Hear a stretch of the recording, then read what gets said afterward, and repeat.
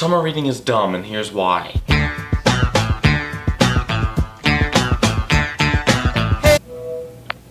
Hey. Hi. That's a good sound. Yeah. What? What's a good sound? Sounds good. What's a good sound?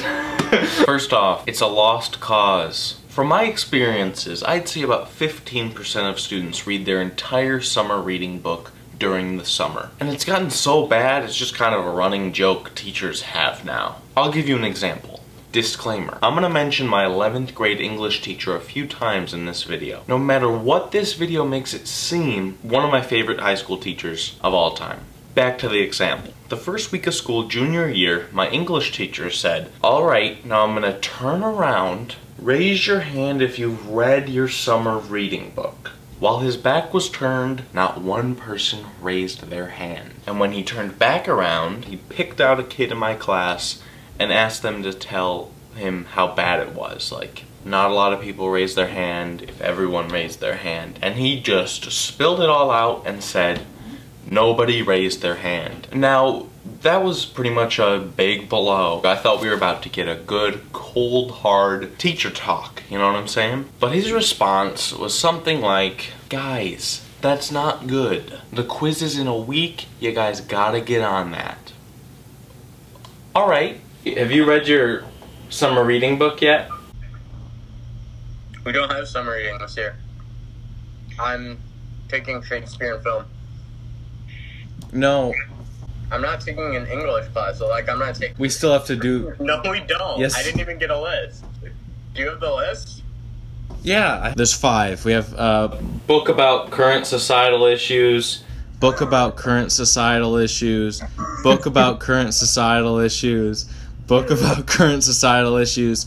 Oh, and there's also a sports book that's also about current societal issues. And I have to read one of those. Yeah.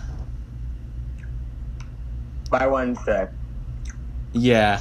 Yeah, no, I haven't started. Number 2, the books suck dick. Now, my English teacher always says that the summer reading committee, yes, there's a committee, picks books that both adults and students would enjoy. First of all, why are you choosing books that adults would also enjoy? Last time I checked, we're all 18 or under. And second of all, I do not doubt for a second that you believe this statement to be true. But it's just not. Every school has different lists, but I'm going to use mine as an example. The Inexplicable Logic of My Life. It's about a Caucasian girl who was raised by a Mexican-American family. She gets bullied for it or something. First off, sounds like a real downer. Second off, doesn't interest me. Third off, it's 469 pages. Next! Boy 21. It's about a high school basketball player who has to take care of a disabled kid with a tough past. First off, sounds like a real downer. Second off, sounds boring. If it was a movie, it'd probably be called Oscar bait. That's the kind of aura I'm getting from this. Never thought I'd use the word aura, but there we go. The Names They Gave Us is about a girl who loses her faith while at a Bible camp because of her mom's resurfaced cancer. First off, sounds like a real downer. Second off, I see you guys trying to get all the young atheists on the summer reading train, but you're not fooling me, sunshine. Third off, 403 pages. Next, The Nightingale. It's a World War II book, because they have one on every list. It says it tells the story of something called the Woman's War because it's seldom told. It's probably seldom told because of a little-known thing called the Holocaust. You ever heard of it? It's a pretty hard thing to top. But the Woman's War, that sounds real tough. I actually looked up the Women's War, and the first thing to come up is an even worse event that happened in Nigeria in the 20s that I've also never heard about. Why am I even talking about this? It's 568 pages. Next! Lastly, we have Please Stop Laughing at Me. It's a true story about how a girl got bullied in school. I haven't heard that one before. I'm sorry, but none of these books look interesting or extraordinary. They look like dark, mopey books that make white people feel cultured after they read them. Do you really expect kids to take a quick pause from summer, a time that they're free from most structure and order, a time where they can grow as humans and spend free time without the adult responsibilities that they will soon enough have to fulfill, to read overrated pieces of literary NyQuil? No, because we aren't. It's just not gonna happen. Even though I don't think these books sound good, surely other people must think they're good. The inexplicable logic of my life. It was way too long, it was way too wordy in the dialogue, and there just was like long pieces that were unnecessary. I wasn't let down by it, but it wasn't as great as I thought. I really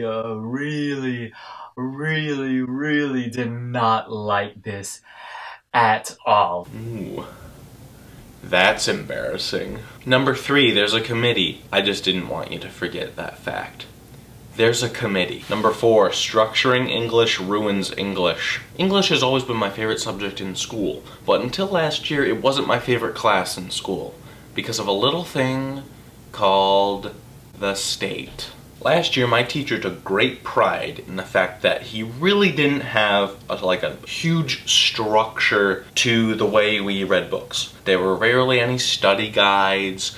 We just kind of read the books inside or outside school and then talk about them. Literally my #1 class last year. Then it got closer to the end of the year and my teacher had to teach us about essay writing for the English regions. The state just couldn't give me a year off. Days now consisted of my teacher meticulously telling us how to write an essay. It was just how to write an essay.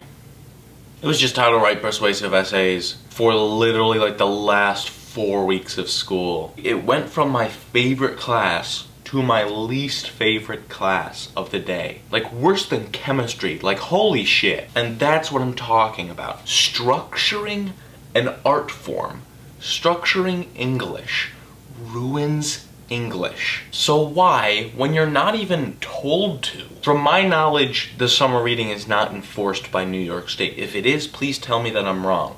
But when New York State isn't even telling you that you have to do this, why would you continue to structure an art form, English? It makes it boring and it makes people hate it. Many people in high school now will not grow up like most adults and read books for fun because they hated it in high school. They were told that they had to, and not just that they had to, but they had to read these. There's a committee! There's a committee! And let me just mention this again. There's a committee. Like, who came up with this? Who thought this was a good idea? Whoever it is, please give me their name, because I just want to make fun of them. What are your, thoughts on summer reading in general? I think I'd be a lot more enticed to read over the summer if I could read something I wanted to read. I never have I looked at the list and been like, yeah, I want to read a memoir about Abraham Lincoln's killer. Wow, this book on tornadoes looks really sick. Because obviously they have to assess it in some way. But if there was a way to, let you pick your own book or whatever, I feel like I'd be a lot more encouraged to read. Yeah. Our English teacher said that there's a committee, there's a summer reading committee. But I don't know how hard they work when they just come out with just garbage. Oh, Jesus Christ. You okay? Yeah, no, I'm in total agreement. No offense to anyone on there, but whose idea was it? Oh, sorry. Whose idea was it to put a book about tornadoes? Conclusion. How do we fix this just complete mess? There's 2 really easy ways to fix this. 2. Either one, people will be very happy about. Number 1, just trash it. Just trash the idea, get rid of it altogether. This one is probably the less likely answer, but having nothing is way better than having this. Number 2, let people read whatever they want. I don't even care if it's a sports magazine, at least they read.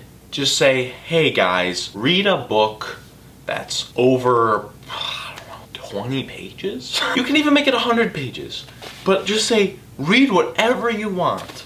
I think that 15% that I said in the beginning would go up to at least a 60%. And way less people would fake reading their book by using SparkNotes because they'd actually be interested in what they read. And letting someone read an 100-page, middle school level book during the summer is way better than someone not reading at all and pretending they read a high school level book. But seriously, this has got to stop.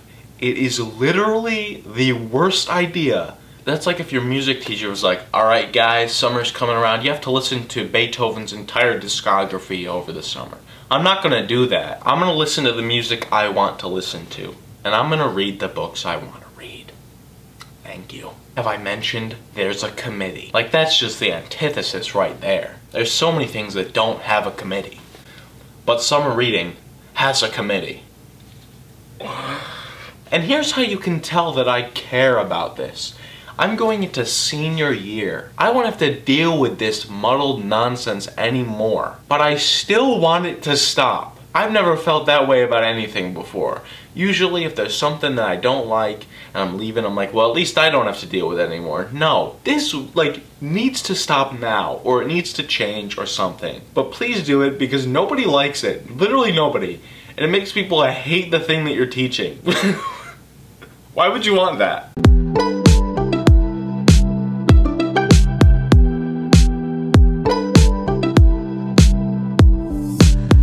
I saw you sitting on the curb. I tried, but I couldn't find the words.